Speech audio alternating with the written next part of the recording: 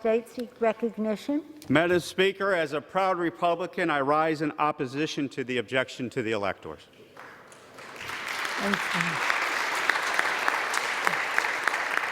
Without objection, the gentleman is recognized for 5 minutes.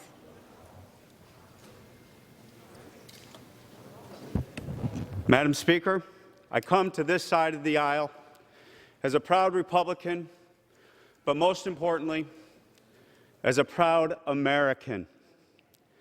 Today we saw an assault on our democracy. I love this institution. I love the United States Congress. And I love the United States of America.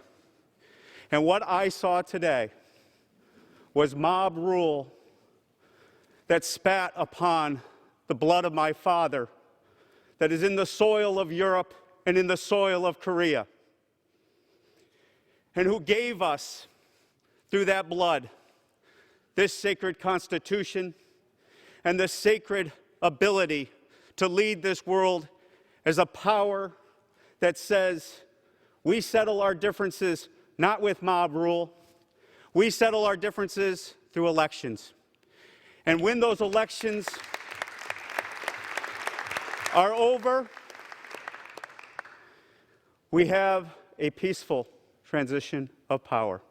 Now, make no mistake to my colleagues on the Democratic side of the aisle, I will be passionate in my disagreement with you. I will be passionate in my ideas for the future of this country. And I will fight for my Republican ideas that I hold near and dear.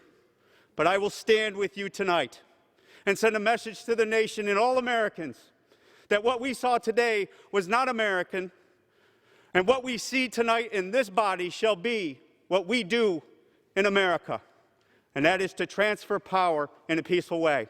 And with that, I yield to my best friend in Congress and a Democrat, Josh Gottheimer, my co-chair of the Problem Solvers Caucus.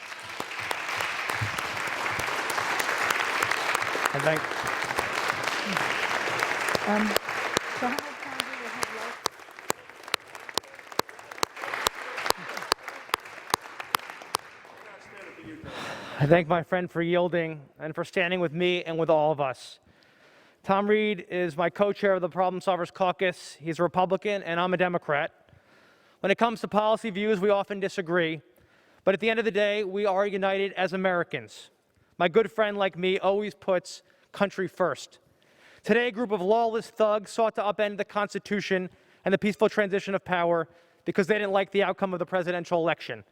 So they tried to nullify it using improvised explosives, shattering windows, breaking down doors, injuring law enforcement, and even tearing down the American flag that rises above this beacon of democracy. But their attempt to obstruct democracy failed. Their insurrection was foiled. The American people and the greatest democracy the world has ever known won. Abraham Lincoln, who served in this very body, famously said, "A house divided against itself cannot stand." That's why, for the sake of this country, we must stand together, united, and celebrate a peaceful transition of power. In 14 days, President-elect Biden will be sworn in, and despite all of our differences, I have faith that for the American people, we will come together, Democrats and Republicans, committed to unity, civility, and truth. We will recognize our higher purpose to help America through these dark days.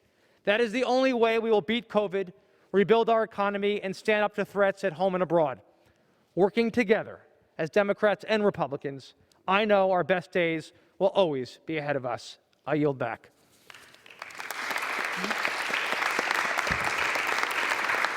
Madam Speaker, I encourage my colleagues to always search their conscience and their souls. And I respect my Republican colleagues and my Democratic colleagues. But today, let us pause and remember what happened here today. Let us pause that our tenure in this Congress will far surpass the time that we stay here. And let us pass and cast our votes today, recognizing that what we do here today will set the course of this institution for years to come. And this institution, Madam Speaker, shall not fail, because the United States of America shall forever be the beacon of hope, the inspiration to all, and may God bless our great country. I yield back. Thank you.